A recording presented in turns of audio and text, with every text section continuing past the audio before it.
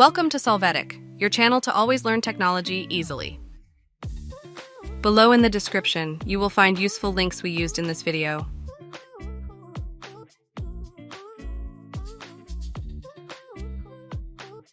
Today in Solvetic, we will see how to create folder for apps in Android.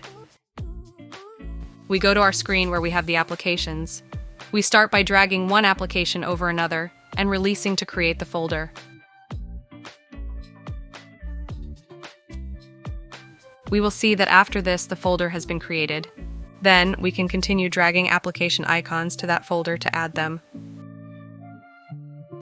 Finally, you can click on the created folder to see the apps it contains or edit the name and even the color on some Android models. Hey, remember to subscribe Solvetic channel.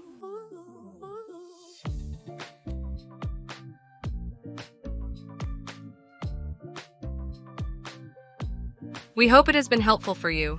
Here are links to watch more videos of your interest and subscribe to the Solvetic channel. Thank you.